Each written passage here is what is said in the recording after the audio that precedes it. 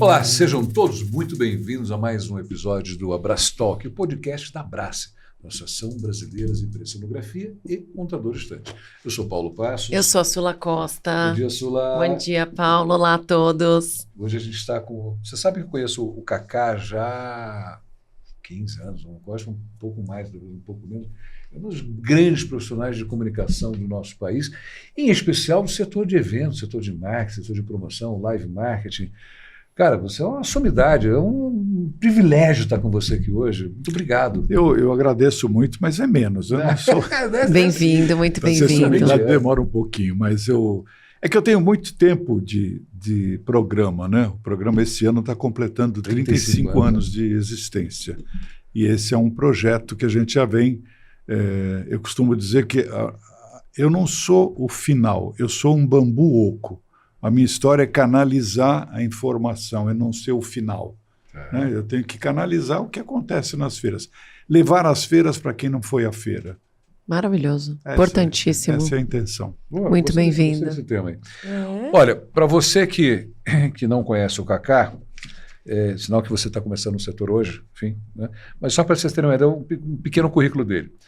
É um profissional, como foi falado, de comunicação, entretenimento e cultura, e eventos, formado em Relações Públicas pela Embi Morumbi, colega meu da Embi Morumbi. Eu também sou Embi Morumbi, hein? Com estudo no New York University, agora já a régua subiu. Pronto, Paulo. Já ferrou tudo. Atuou como diretor musical de teatro, isso eu não sabia. Quando você mandou, eu falei, nossa, eu não sabia. Assessor de imprensa, óbvio, diretor, além de dirigir comercialmente o programa Comando da Madrugada. Você que é jovem, que você não sabe o que é isso, procura no YouTube, procura nas redes sociais. O programa Comando da Madrugada é um dos programas mais icônicos da televisão brasileira, desde o início da TV no Brasil. Tá? O jornalista Goulart de Andrade, por 8 anos que esteve lá. Atualmente, há 35 anos, é responsável, criador e apresentador do programa Feiras e Negócios. Referência no setor, que completou 35 anos. Cara, obrigado mais uma vez. Muito bem-vindo. É um prazer estar aqui com vocês da Abrace para poder falar do nosso setor. Né? Contar um pouquinho, mas a gente quer saber, né? Fala os bastidores, a gente quer saber todas as curiosidades. E aí, voltando um pouquinho lá para trás, em que momento da sua trajetória você identificou, né, que esse seria o mercado de eventos, de comunicação, seria por onde você ia seguir? Bom, essa história surgiu no período que eu estava com o Goulart de Andrade. Antes disso, eu tive um café aqui no Paraíso, aqui perto, que chamava Café Maravilha, que era um café que abria às 6 horas da tarde e até o último cliente. E nesse café, nesse período, eu recebi um convite. Eu fazia todas as articulações artísticas do café, era o sócio que fazia isso. Eu recebi um convite do pessoal do Festival de Águas Claras, Iacanga, que foi o Woodstock brasileiro. Olha! E lá eu fiquei uns 2, 3 anos fazendo um trabalho com isso. E nesse período também eu comecei a fazer algumas outras coisas. Foi quando o Goulart me chamou para que eu pudesse assumir a área comercial dele. E eu fiquei lá 8 anos com o Goulart. Nossa, que experiência bacana. O Goulart é um bacana. cara maravilhoso. Eu digo que eu aprendi muito com ele. O Goulart era uma figura muito carismática. Ele tinha uma enorme carisma junto às pessoas. Quando chegava na rua, os caras, ô Goulart, em qualquer lugar que ele ia, ele era muito querido pelas pessoas. E eu tive com ele no período que ele saiu da Globo, foi para Bandeirantes, depois foi para o SBT. Então, eu tive nessa trajetória com ele durante 8 anos. E eu assumi a direção comercial do Goulart. Não era fácil fazer dinheiro para o Goulart, porque o Goulart era o seguinte, ele tinha uma audiência avassaladora. Todo mundo, vocês eram... Total. Eu me lembro perfeitamente de assistir com os meus pais, mas assim, exemplo, perfeitamente. É porque ele tinha, por exemplo, à noite, de madrugada, o que você tem aberto de madrugada? Você tem pronto-socorro. Hoje em dia tem mais coisa, naquela época muito menos. Naquela época não tinha nada aberto. Pronto-socorro, polícia, a bordéis, né? Sim. Que tinham muitos. E tinha muito uma história que começou, a história dos transexuais, dos travestis. O Goulart, até uma época, ele fez um negócio dentro do Comando Amarelo, chamava Pele do Lobo. Ele se travestia na pele da pessoa. Então, ele foi lixeiro, foi um travesti. Para viver aquilo. Se vestiu de mulher um dia e foi ali para Indianópolis, acho. Sei. Lá. E ficou lá fazendo qual era o papel do travesti, que era um período que estava tendo a história dos travestis serem atacados, se injetarem, como é que chama esse produto? Do silicone? Silicone industrial. Total. Por falta de conhecimento, de possibilidade. E eles se transformaram nos monstros do silicone.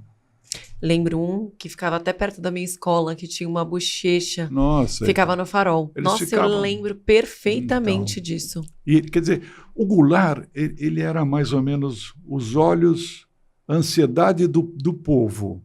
As coisas que o povo não conseguia chegar, ele ia lá e fazia. Subiu na torre da Praça da Sé. E eu tinha que ir com ele. Claro. Eu ia com ele tudo quanto era lugar. Mas fazer dinheiro com ele não era fácil. Porque, assim como ele tinha uma audiência enorme, alguns empresários não gostavam muito de associar a imagem da empresa deles com as coisas que o Goulart fazia. Tá? Então tinha os dois lados. Uma vez eu tive com o presidente da Volkswagen, aí eu falei, olha, o senhor poderia botar a Volkswagen com a gente, puxa, é tão importante, a marca da Volkswagen. Nós temos uma audiência enorme. Ele falou, eu adoro Goulart de Andrade, mas eu não posso pôr Volkswagen com putas aviadas. É assim mesmo, cara. Tá vendo? É porque, claro, tinha algumas coisas que eram difíceis, mas... Era um outro mundo. Deixa claro que a gente está falando outro momento, outro mundo. Total, outro pensamento, né? Mas ele, assim, é um cara muito... respondendo à tua pergunta, como eu entrei nas feiras, eu ia muito às feiras captar anunciantes para o programa. Aí um dia eu cheguei para o Goulart e falei, Goulart, vamos fazer um programa de feiras, a gente faz um Rashid aí, fazer um negócio legal, porque na feira está o cara que resolve, está a pessoa que é opinion maker, é o cara que faz, que pode fazer coisas, e a feira é muito legal. Ele falou, não gosto, meu negócio é outra coisa. Eu falei, se você não vai fazer, eu vou fazer. A minha ética me obriga a falar com você primeiro. Não, vai, pode ir, não, tudo bem, porra, não, legal. Enfim, eu fiz, ele nunca quis fazer. Até 2 semanas antes de morrer, ele me ligava toda semana, todo mês. Volta aí, vamos fazer um negócio junto, volta aí. E os tempos foram mudando, né? E a gente ficou. Mas ele sempre foi um cara excepcional.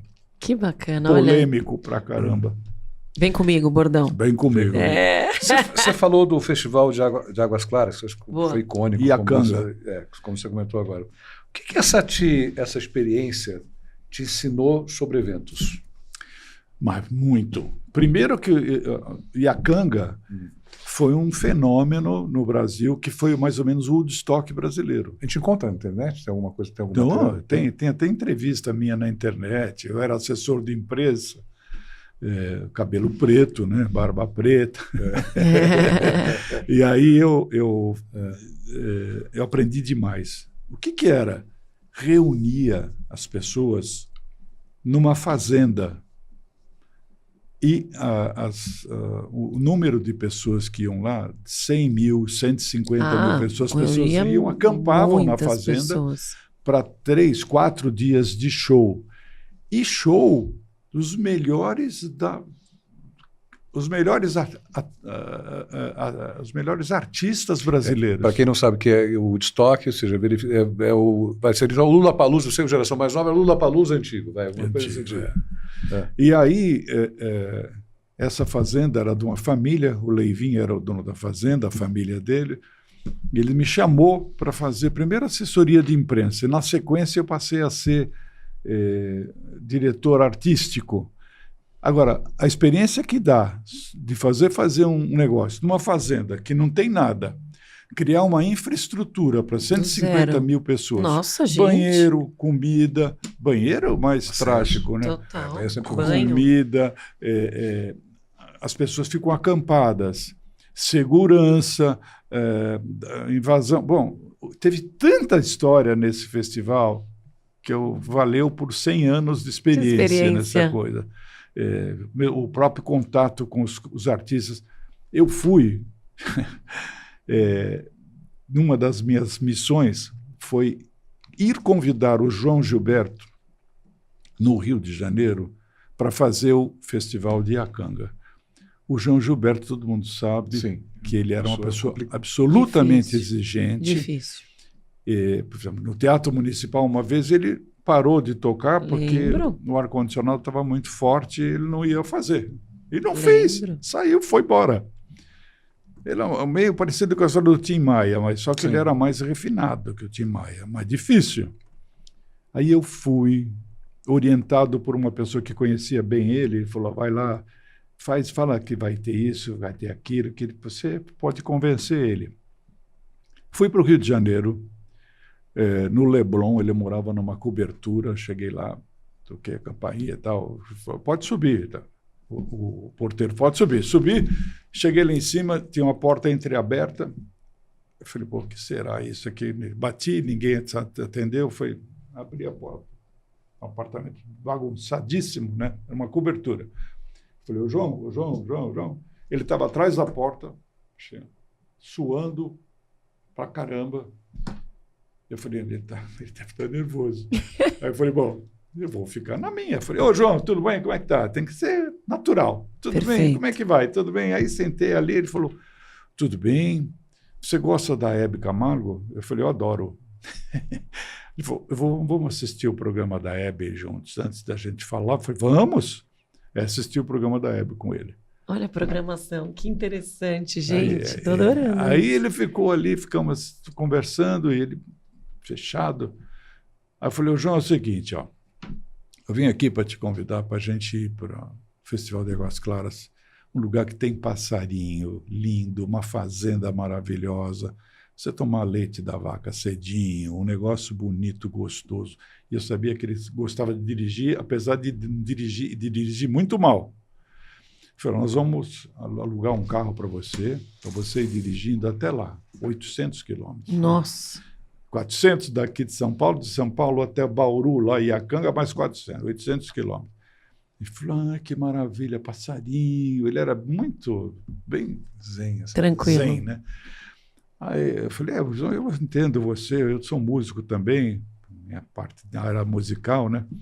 Eu sei. Ele falou, você é músico? Eu falei, sou. Você tem música? Tem umas músicas. Aí ele me deu o violão dele e falou, toca uma música sua aí. Aí toquei para ele. Caramba, cara. Aí ele falou, nossa, que lindo, que lindo. Ele era bem desse jeito. Que lindo. Que lindo, maravilhoso, que lindo. Eu falei, pô, João, fiquei lisonjeado. Você é um... Cara, João Gilberto falar uma música que você fez. Porra. Que é lindo. Pô, isso é... Ele gostou pra caramba. Eu falei, porra... Você gravou isso? Era pra ter gravado. Era pra ter cinegrafista gravado. Não gravei nada disso. E aí, eu compus muitas músicas, eu compunha músicas, fiz músicas para teatro, fiz um monte de coisa. E eu cantei uma das músicas que eu fiz para a filha de um amigo meu, que ele adorou, achou maravilhosa e tal, sensível. Bom, conclusão, o João Gilberto foi para o Rio de Janeiro, foi para Iacanga, dirigindo, chegou lá, cantou a noite inteira, no meio adorou ficar lá no ar livre, aquelas coisas todas, diferente do Raul Seixas. O Raul era o cara que tinha a maior fã-clube. Os caras adoravam o Raul, né? Mas o Raul tinha um problema. Ele bebia bem e ele tinha uma pancreatite forte. Uma vez eu fui buscá-lo para ir para uma entrevista na rádio, era a Rádio Excelsior, que era a rádio do rock. E Aí cheguei lá na casa dele, a Kika Seixas, a mulher dele, falou assim, olha, por favor, não deixa o Raul beber, ele está doente, ele não pode beber. Eu falei, não, se depender de mim, que ele veio me receber com um copo de vodka na mão. Se depender de mim, pode ficar tranquilo, comigo não bebe. Pus ele no carro, Raul, vamos embora, vamos lá e tal. Estão andando no meio da coisa, ele pegou e falou assim, cara, faz um favor para mim, Cacá. Eu falei, pode falar. Estou morrendo de vontade de fazer um xixi. Ele falou, tudo bem? Eu vou fazer xixi onde? Eu parar onde? Num bar, né? Parei num bar, aí parei lá, ele demorava. Falei, porra. Aí desci, fui lá, ele estava rodeado dos caras. Os caras amavam. Os caras bebendo, eles não tinham um centavo no bolso, os caras pagando para ele falou, tudo bem e tal. Eu falei, Raul, pelo amor de Deus, só me pedir para ele não beber, vem, vamos lá. Levei ele para o carro, entrou no carro, passou 15 minutos, ele falou, pô, agora você viu que eu tomei cerveja, agora eu estou morrendo de vontade mesmo. Eu falei, pelo amor de Deus, eu não posso me atrasar lá, tem horário, e você não pode beber, porra. Ele falou, não, agora é o xixi mesmo. Eu falei, parei. Num outro bar. Desceu junto dessa vez? Eu não demorei muito tempo. Eu falei, não posso. Eu não podia deixar o carro. Sim. Aí desci rápido, ele estava no meio com os caras de novo. Lá. Os caras, Raul. Ele era amado. Muito popular. Amado. Chegou na rádio, já estava um pouquinho lá de Bagdá e tal, não sei o que lá. E ficou falando, viva a sociedade alternativa, no meio da entrevista. Vai pra puta, que pariu, não sei o que lá. Abre tudo. E era assim. Nossa, gente, quanta coisa gostosa. Coisas do festival, e lá eu aprendi demais a saber sobre eventos. Entendeu? Eu imagino, porque 150, 200 mil pessoas naquela ocasião, hoje já é complexo, imagine naquela ocasião. Que a gente tinha um lugar que não tem infraestrutura. Exato, recursos muito menores. Alimentação. Nossa, que banheiro, limpeza, segurança. Segurança era um problema sério, que além de tudo, a gente não podia deixar as pessoas... O cara tinha que pagar ingresso. Mas era uma fazenda. Como é que você segura uma fazenda? Total. Os caras pulavam o arame farpado, ou passavam por baixo. Não, sem ingresso, então muito mais gente. Gente que vinha a pé, não sei da onde, não sei do quê.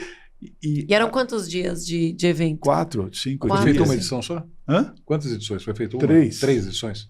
3 ou 4. Teve uma aqui no Palmeiras que a gente fez. Era melhor, né? Mas essa primeira foi icônica. Essa aí foi a segunda foi mais fácil. A primeira foi difícil. A primeira teve um negócio de imitar um pouco a história do Woodstock. Os caras ficar nu e tal. Tá bom. Liberdade. Liberdade. Uma coisa meio... Isso que é? Você lembra? Acho que 70 então, bem a época, época do hippie, né? 74, 70, depois teve em 80, 81. A que eu participei da segunda em diante. Essa época eu tinha cabelo e era aqui. Não vou nem falar onde eu estava nessa época. Você não tinha nascido. Da segunda em diante que eu me incorporei nesse negócio. Né? Que bacana. Agora, e desde lá até aqui, né? Se a gente puder analisar um pouquinho da evolução, do crescimento e das mudanças do nosso mercado de eventos, será que a gente consegue fazer algum contraponto de quem éramos e quem somos, né? Como foi essa evolução? Eu acho que o contraponto com um evento como este, né, é difícil de fazer, né? Porque é quase que selvagem, né? Uma coisa assim... que não tinha nada de infraestrutura. A gente criou uma infraestrutura o que dava para fazer. Mas de lá para cá, tudo evoluiu demais. Né? Hoje a gente tem especialistas em vários segmentos. Total. Vocês fazem parte de uma dessas categorias, né? Que são as montadoras, as pessoas do setor.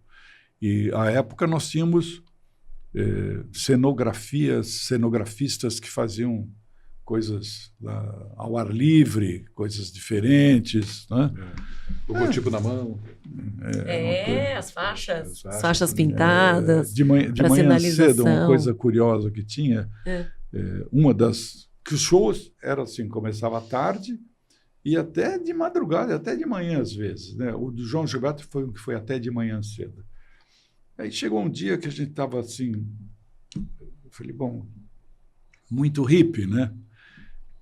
Tinha terminado o show, a gente pouco dormiu, estava meio endormido, eu acordei muito cedo, bem de manhãzinha, aquele sereno assim, as pessoas ali. Aí eu vi ao longe assim, os caras com cobertor nas costas, fazendo uma fogueira, né? E tomando, né, um café. Eu falei, olha que bonito, né? Os caras tomando café cedinho e tal. Aí eu fui lá perto ver. Os caras estavam tomando chá de cogumelo. Gente, tá vendo? Realmente um movimento. E um monte de garrafinha de xarope, de pambenil, de coisa. Eles faziam uma caldeirada. Uma caldeirada com um monte de coisa, com cogumelo que nasce do esterco do cavalo. Que não sabe nem qual que é a procedência. O cogumelo é alucinógeno. Né? Mas é que tem vários tipos, né?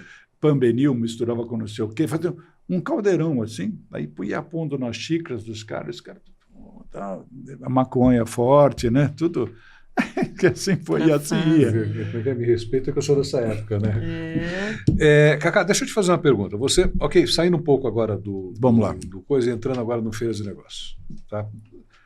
Você criou esse programa, você até comentou já como é que foi o começo da história. Você não imaginava, quando você criou, que 35 anos depois, você estaria com o teu programa, fazendo o sucesso que sempre fez?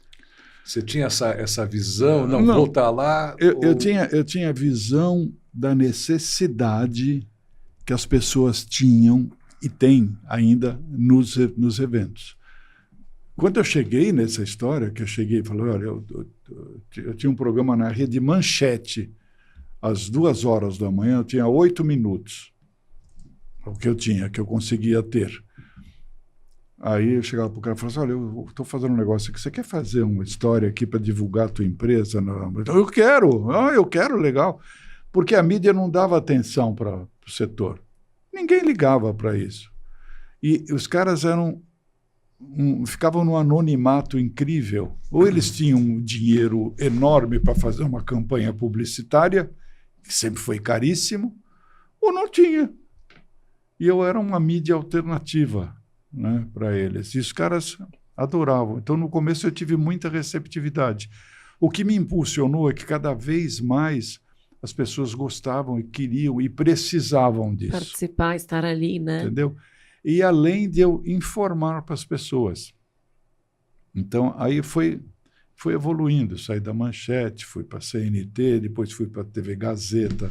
Fiquei bastante tempo na Gazeta. Aí fui para a Record Internacional, aí fui para a Band, aí fui para... Hoje está onde? Eu estava na Band News, fiquei 10 anos na Band News, estou no C3 TV, que é o sucessor do Clima Tempo, que é o canal de meio ambiente. Fala de mudanças climáticas. É bem legal o canal, passa quase todo dia lá. E eu tenho feito um negócio que está muito interessante. Como eu estive em quase todas essas emissoras, eu consigo negociar com os departamentos comerciais valores muito factíveis. Então, hoje eu faço pílulas de conteúdo, módulos, que a pessoa pode entrar no intervalo da CNN, da Band News, da Record News, do SBT News. Que legal. Não é o programa inteiro, é uma ação. Pílula de 1 minuto. O cara uma entrevista, uma troca. Que legal. Ele fala, tal. E aí eu procuro não pôr a minha figura na história. Sim, Quem tem que falar é o cara. É o que eu falo sempre. Quem tem que aparecer é o cara, não sou eu. Claro. Eu não sou artista, eu sou o bambu oco, meu negócio. É canalizar para o cara falar. E eu tenho feito isso. E está indo bem esse negócio. Bacana. As pessoas gostam muito. Desculpa, você tem ideia de quantas entrevistas você gravou nesses 35 anos? Um número assim? Seria legal levantar quantas isso, hein? entrevistas eu acho difícil, né? Se a gente pensar... Você tem um dever de casa, então. Eu não tenho esse número. Nossa, viu? mas seria muito legal. Mas até deve esse ano ter emblemático. perto de 8 mil, 10 mil, por aí. Nossa, gente, que loucura. Desculpa, me empolguei. Dessas, tem alguma que você, assim, Então, assim, essa foi icônica, essa, assim, seguramente tem várias, mas tem alguma que você possa, ou de um lado ou de outro, seja de ruim, ou seja, não foi uma coisa... Boa. Não foi uma coisa ou bacana. Ou estava com uma mega expectativa, foi lá e festa, não rolou. É o seguinte, não é todo mundo que, por exemplo, apesar de querer, que consegue. Sim. Principalmente quando ele fala sozinho, quando não tem a intermediação do repórter. A intermediação do repórter, eu faço escada para o cara. Exatamente. Né? Chego para o cara e falo, mas legal, mas como é que é a tua empresa? É verdade que vocês têm lá um projeto legal, que eu já sei o que ele quer falar. Aí ele fala, essa escada para ele falar. Mas quando ele tem que falar sozinho, aí é difícil. Aí o cara para, congela, não fala, fica frio, começa a suar a mão. Então, eu fui fazer uma entrevista uma vez com uma pessoa, com uma moça, ela estava com a mão assim, né? Isso em entrevista, não era nem para falar sozinha. Ela tinha um negócio chamado hidropirose palmar. Pingava a mão. Eu não conhecia isso, eu não sabia que existia. Ela estava com a mão assim. Aí eu, conversando com ela, comecei a falar com ela, então, tudo bem e tal. Aí não sei porque eu olhei para o chão, tudo molhado, mas molhado. Falei, será que ela fez xixi? Alguma coisa estranha. Coisa louca. Muito molhado. Eu falei, deve ser xixi, né? Por essa quantidade de água, de líquido embaixo. Não era. Eu olhei para a mão dela, fazia, escorria que nem uma torneira. Nossa, coitada. Que curioso. Coitada. Aí, eu, na hora de ir embora, depois de...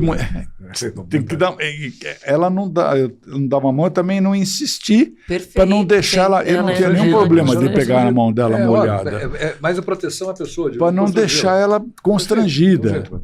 Aí eu peguei e fiz...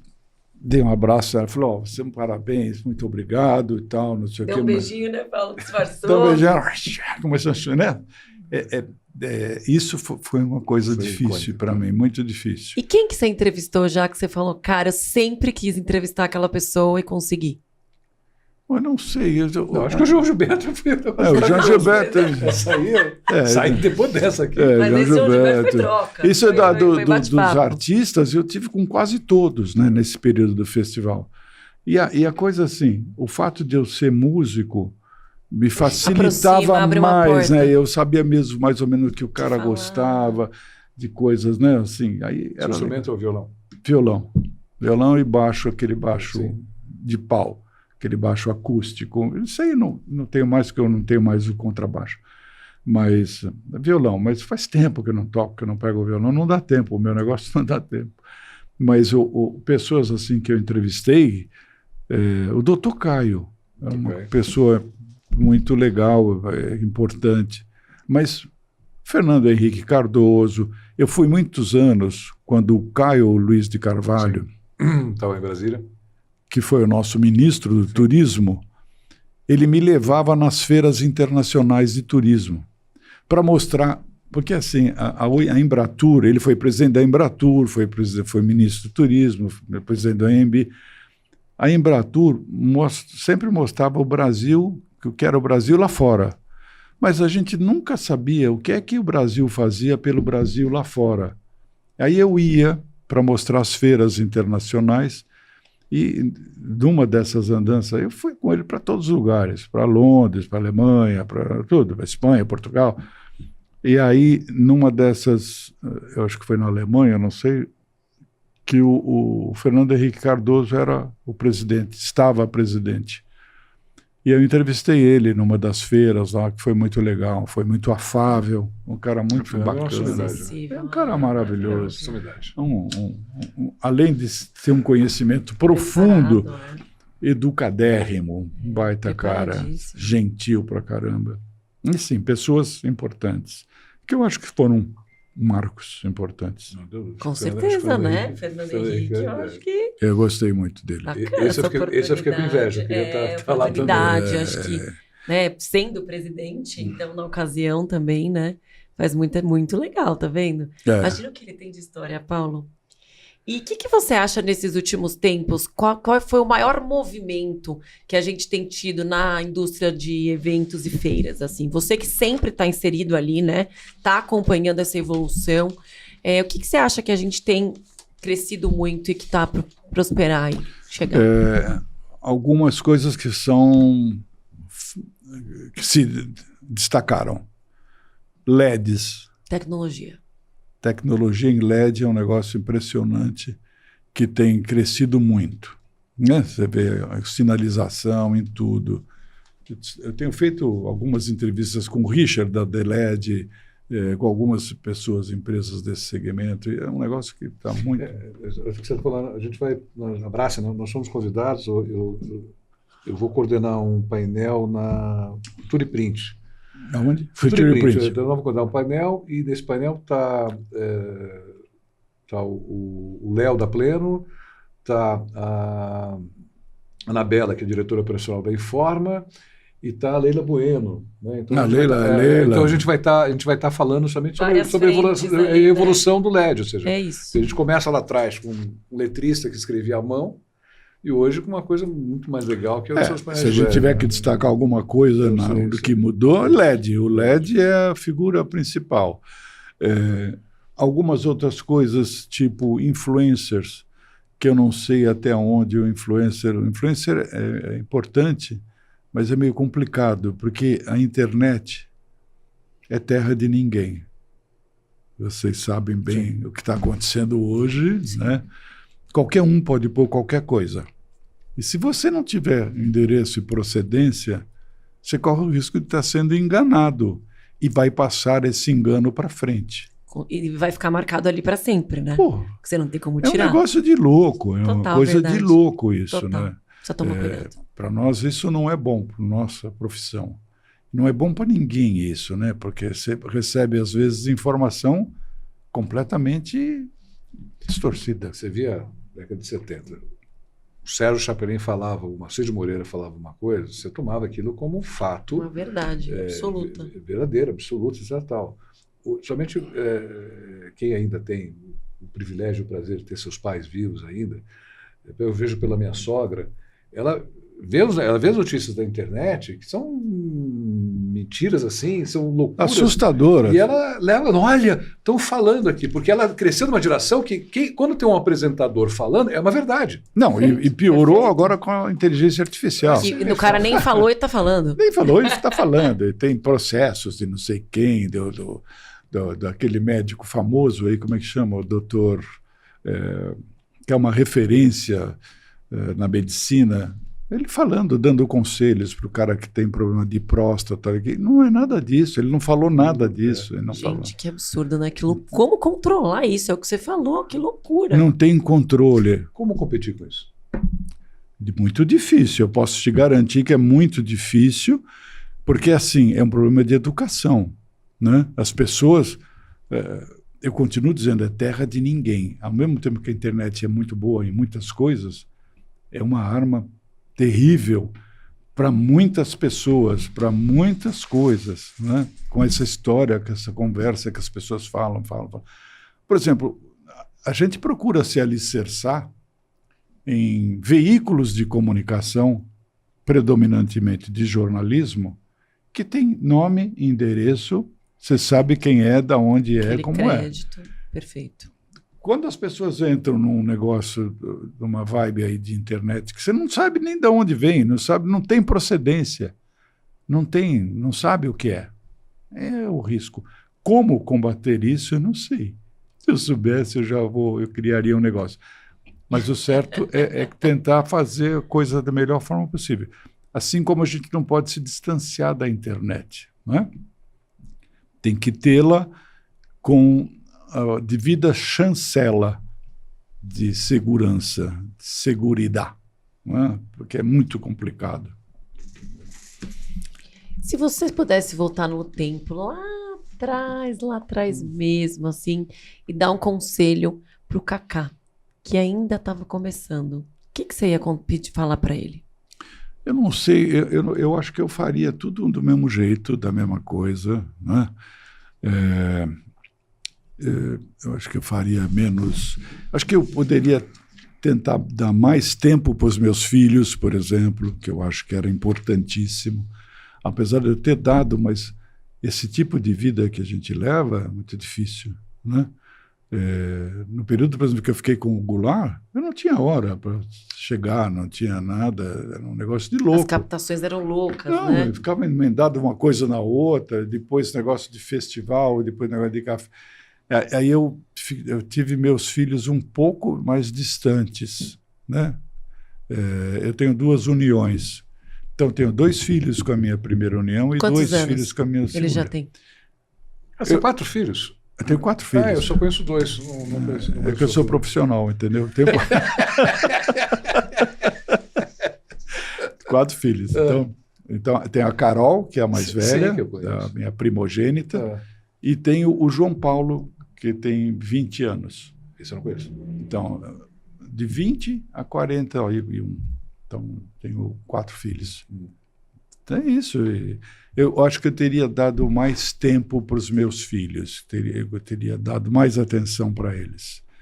Porque eu acho que isso faz falta.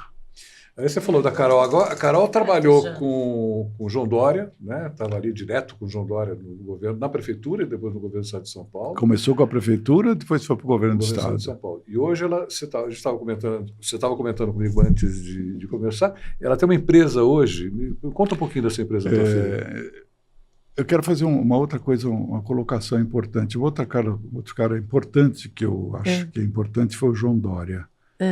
Eu acho que esse cara fez um governo fenomenal. Apesar de um monte de gente não gostar dele, mas esse cara foi o cara mais assertivo do que fez na área de governo. Nossa. E sempre foi também muito afável, muito educado comigo, independente da minha filha trabalhar com ele ou não.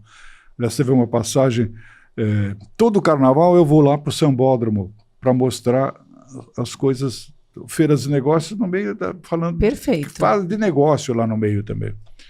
E logo que ele estava na prefeitura, que ele entrou, a Carol já estava com ele, eu falei, Carol, me põe aí, tinha 50 mil televisões, tinha canais internacionais, que ele começou a criar uma história que ele era o cara importante, ele era o cara mais importante para ser presidente da República. Sim. Já quando ele estava na prefeitura, já estavam falando isso. Dado o jeito dele administrar, de fazer as coisas, não sei o que e tal. Aí cheguei para ele e falei assim, Carol, tem Globo, tem um monte de canal importante, eu preciso fazer uma entrevista com ele. Ela falou, deixa comigo, pai, pode deixar. Aí chegou uma hora, ela pegou e falou assim, João, ele escutava muito ela. Mas ela trabalhava em que área com ele? O que ela desempenhava? Ela fazia a área de comunicação. Comunicação, perfeito. Fazia tudo. Depois ela ficou muito mais engajada nas coisas dele. Aí ele chamou ele veio para mim, ele já me conhecia. Claro. Só que ele vai me dar... Ele falou, Cacá, tudo bem? Tudo bem. João, pô... Falei, João, impressionante. Como os caras estão gostando de você. Na entrevista. Parabéns, e os caras estão gostando de você pra chuchu, que legal, né? Os caras gostam da sua administração. Ele falou, parabéns para você. Eu não sabia que a Carol era a sua filha. Eu falei, não, eu sei, a fruta não cai longe do pé, tudo bem. Deu risada pra caramba, eu falei, isso dá parabéns pra Carol. Mas a Carol, depois que a gente, que parou, que ela saiu, ela abriu junto com a Letícia, a sócia dela, que também fazia parte de dobradinha com ela lá no governo, na prefeitura e no governo, elas abriram uma agência de gestão de crises. Nossa, que Ninguém entende mais de gestão de crises quem trabalhou no governo. E ela está indo muito bem. E no governo Dória especial foi na época da pandemia, acho que foi o maior aprendizado da vida de qualquer pessoa. Para mim, o ponto X dessa história toda chamou pandemia. Foi o cara que conseguiu falar, porra, vamos tomar essa vacina, caramba. Cara, meu razão. Né? Eu lembro como se fosse hoje o dia que ele fez o discurso que a gente ia tomar a vacina. Gente, nunca vou esquecer. Eu lembro exatamente o que eu estava fazendo. Nossa, um negócio forte, né? Não é pra qualquer um, hein, meu? Pelo amor de Deus. Eu fiz a entrevista da primeira pessoa que tomou vacina, aquela enfermeira. Sei, sim, Lembra? sim. Esqueci o nome dela, desculpe que eu não me lembro agora. Eu fiz a entrevista com ela, ela ficou emocionadíssima. Maravilhoso. Todo mundo. Nossa, eu chorei demais na época quando da eu tomei pandemia, a primeira vacina. fomos nós, ou seja, a Braskem, que ficou à frente outras, óbvio, entidades nos apoiando, mas fomos nós que ficamos à frente das negociações com a secretária Patrícia Heller naquela época. A Patrícia Heller. Sim. Né? Então eu estava no governo o tempo todo, né? E teve um dia, tendo esse contato, claro. E teve um dia que eu virei, isso é um fato, eu virei para ele e falei, governador, quero te contar uma coisa só. Minha mãe mora no Rio, mora sozinha, e ela me ligou ontem chorando, porque graças à sua vacina, ela vai poder ver os netos. Maravilhoso. Ele parou assim. Puta conquista, gente. Nossa. Workaholic também no mundo, e fazia toda a equipe trabalhar até você chegar. Viés de eventos, ali né? as pessoas trabalhavam pra caramba. Um dia a minha filha ligou para mim, logo no começo a trabalhar com ele, que eu já conhecia ele, que eu ia muito para Campos do Jordão. Total, no shopping. Fazia o negócio do shopping dele, aquelas coisas. Montava a loja da Vivo lá no shopping dele. Aí a minha filha ligou para mim um dia e falou, pai, você conhece bem o João, né? Eu falei, conheço. Ele é desse jeito mesmo, pai? Eu falei, Carol. Eu falei, por quê? Ela falou, não, porque a gente acorda, vai embora 2 horas da manhã, sei lá, fica até não sei o que lá. Quando é 5 horas da manhã, ele fala, bom dia, tudo bem? Vocês estão tudo bem, não sei o que lá? Ele não dorme. Eu falei, não dorme não, Carol. Nunca dormiu. Não dorme, e aí de que não respondeu o WhatsApp, o e-mail, a ligação dele. E-mail, telefone, ele é desse jeito aí mesmo. de que não respondeu. E hoje, eu sempre teve essa história, ainda mais, eu lembro quando ia inaugurar o shopping de Campos na temporada, né, que eventualmente era maio, junho, Corpus Christi, eu lembro, ele ia passando espaço a espaço, organizando direitinho, eu lembro, nossa, ele sempre foi muito clareza. Metódico nas coisas. Ele arrumava os unifilas, organizado. Eu lembro muito. Aí não dormia, disso. né, também. Eu falei, bom, então, eu falei, Carol, não dorme não. E fui derrubado por fogo amigo. Mas é uma outra história. Isso é uma outra Nossa, história. Uma coisa muito louca, né? Difícil de entender, né? Política. E aí, pensando um pouco agora no mundo atual, né? A gente falou um pouco de tecnologia. Se a gente pudesse dar um conselho, no caso você, que a gente não vai dar conselho nenhum, né, Paulo? Pudesse dar o quê? Um conselho para essa geração nova que está chegando, né? Para os novos profissionais que, na verdade, vão acabar ocupando, né, as nossas cadeiras futuramente. Que conselho você daria? Olha para lente da verdade? A lente da então, verdade. vamos lá. Codo, viu? A lente da vamos verdade. lá. Eu acho o seguinte, ó. Fundamentalmente é conhecimento, dedicação, conhecimento, em se entregar ao que faz. Eu tenho falado para o meu filho menor, que começou a fazer agora, recentemente, entrou como estagiário numa grande empresa aí, uma empresa do setor. Eu falei para ele, olha, você tem que dar o seu melhor, dê o seu melhor todos os momentos, em cada segundo que você puder fazer. E procure se informar e conhecer tudo, que você vai ter uma longa e boa carreira. É isso aí. É verdade. A gente sempre escuta muito isso, né?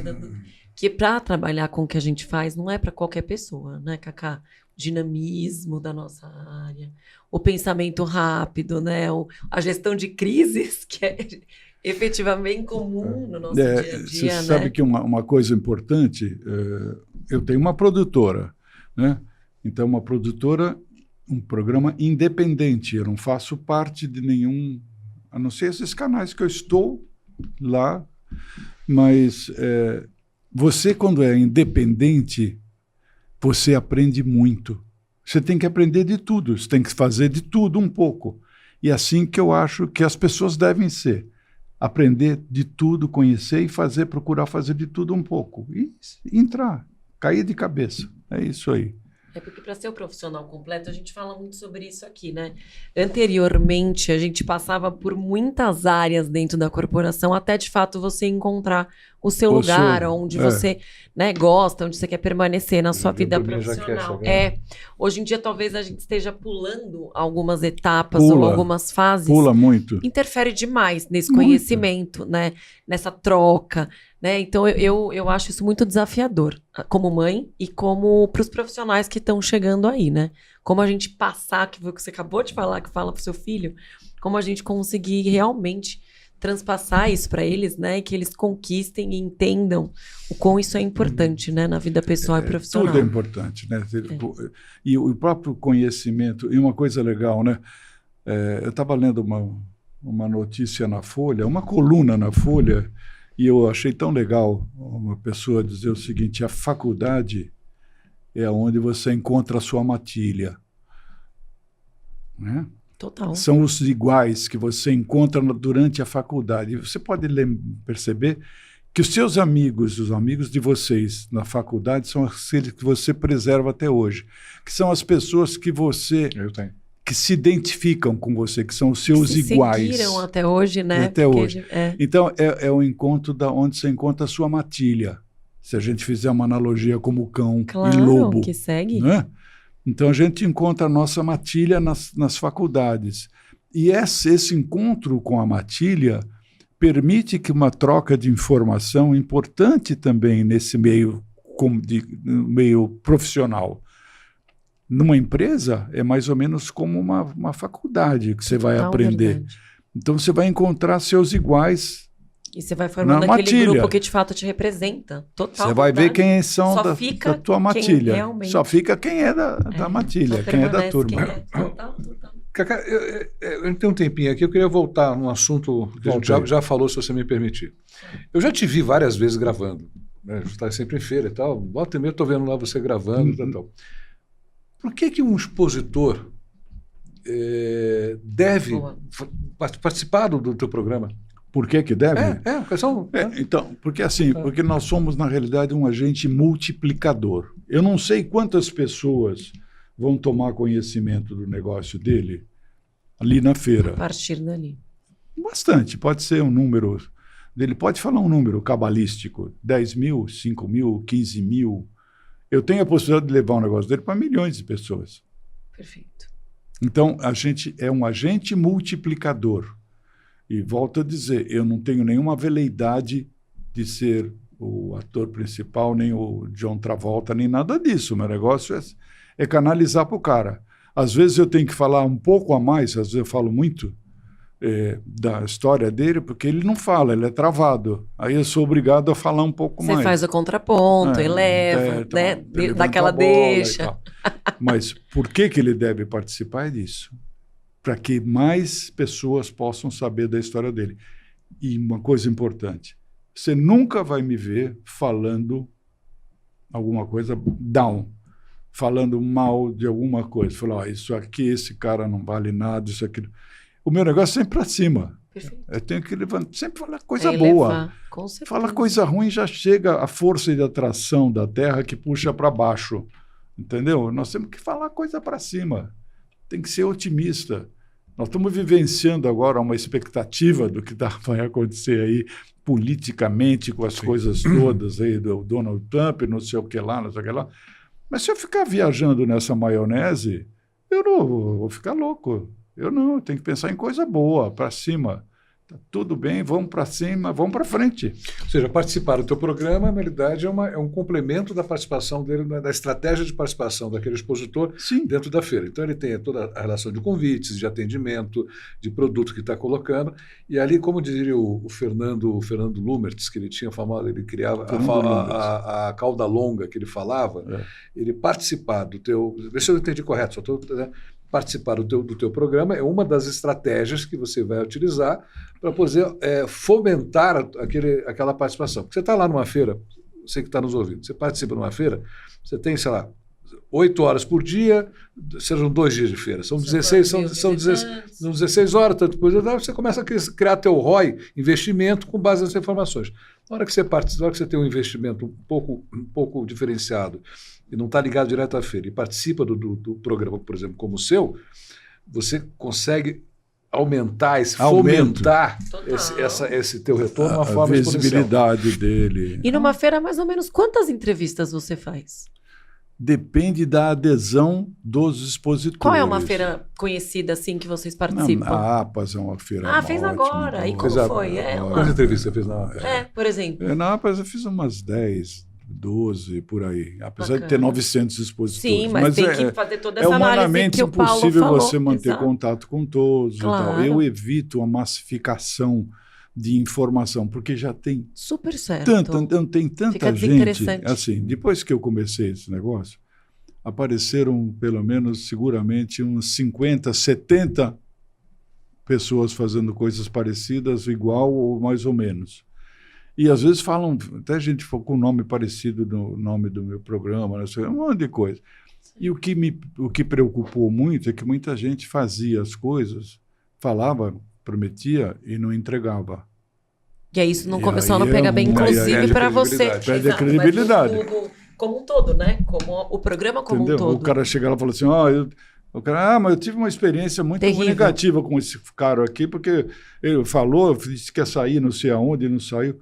Falar, você pode falar tudo. Nossa, você vai sair na BBC de Londres, você vai sair na Fox News, você vai sair não sei aonde, vai sair na Globo, no Jornal Nacional, e na hora não sai, né?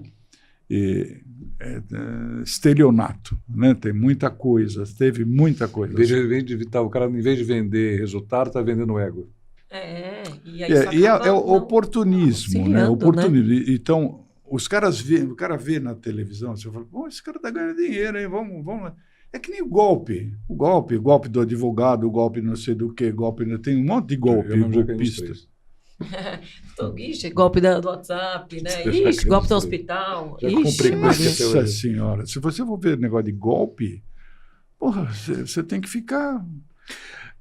Cacá, a tua produtora, você só trabalha para o seu programa ou você também trabalha para outros? Uma empresa quer... Eventualmente a gente faz coisas para outras pessoas também. É que as feiras, nós temos, segundo a UBRAF, um evento a cada 3 minutos, né? E eu devo muito, por exemplo, ao UBRAF, ao Armandinho, quando estava presidente, que ele me colocou como programa oficial das feiras. Nesta época, já há muito tempo atrás, já era uma preocupação. Falei, Armandinho, está tendo uma invasão de gente aí dizendo que faz isso, faz aquilo, e isso é ruim para o setor. Sim, total, porque a informação está perdendo a credibilidade. Porque o expositor, o promotor não tem como filtrar.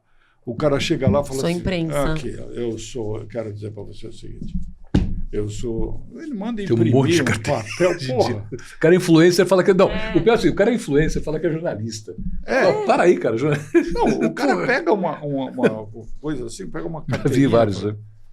Eu sou o seguinte, eu sou assessor direto do Mainal, entendeu? Isso aí. E, porra, o cara... A assessoria de imprensa, às vezes, do promotor, nem sempre ela é qualificada para filtrar. Então, acaba entrando boiada, passarinho. Eu estava outro dia fazendo uma entrevista com o presidente da Embracon, um consórcio grande. Sim. Aí, eu acho que foi na BF. Aí estava lá entrevistando, ele terminou, ele falou assim, rapaz, você podia me fazer um favor? Eu falei, pois não. Acabaram de roubar um telefone da nossa vice-presidente internacional aqui atrás, um telefone de R$20 mil. Será que quando você estava gravando, eu estava com o fundo do stand? Você não viu? Será que você não dá para você ver se viu alguma coisa? Eu falei, eu vou ver. Vou levar na ilha de edição. Eu levei na ilha de edição, depois eu mostro para vocês. Parece o cara... Roubando.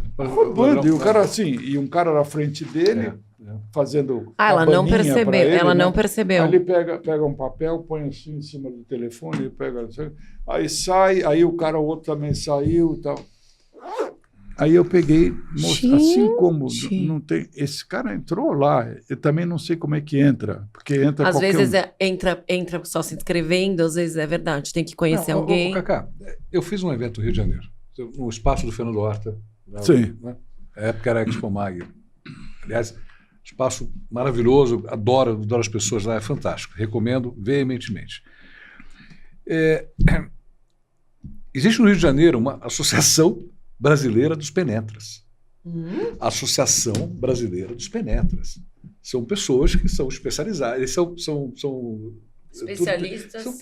São tudo terceira, quarta idade. Em vez de ficar em casa vendo a Ana Maria Braga, pô, vamos entrar em evento.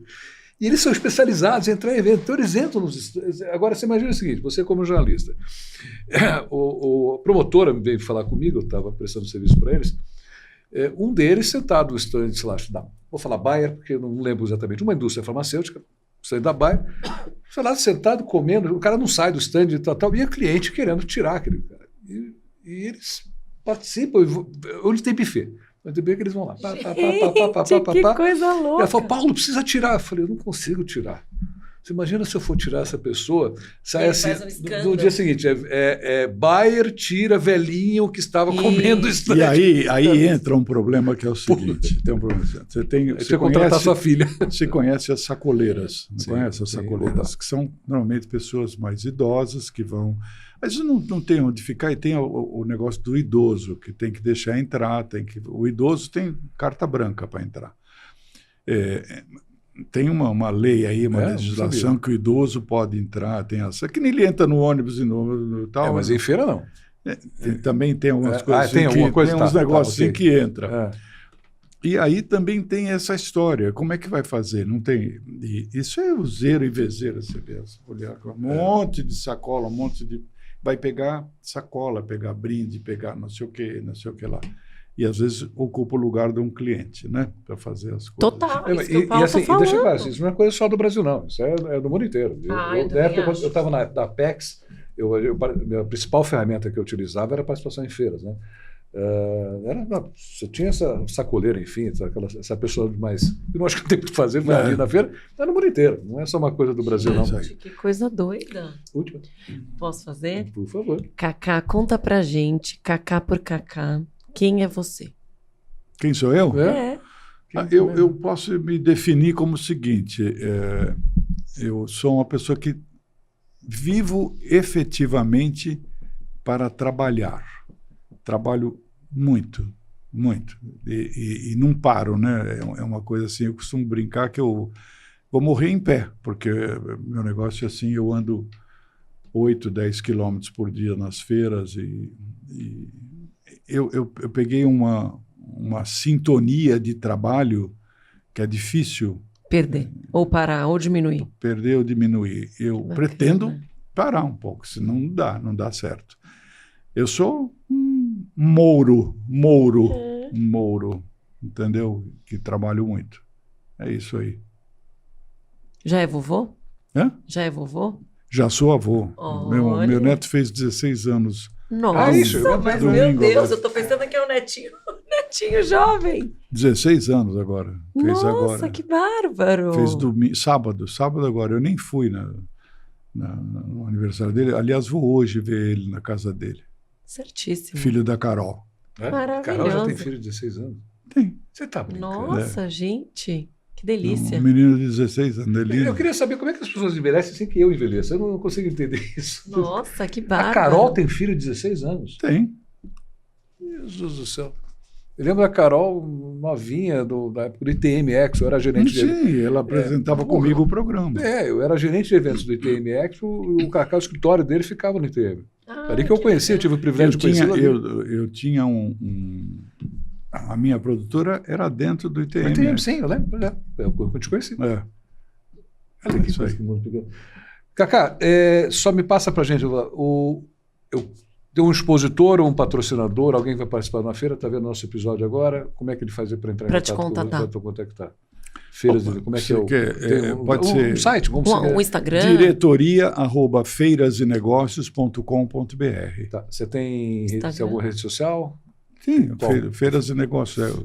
O meu O @Feiras e Negócios no Instagram? @Feiras e Negócios. Então, olha, você que é expositor, você que é patrocinador, está participando dos melhores, das grandes feiras que estão no Brasil. Bom investimento, bom negócio que você pode fazer. Está aqui, ó.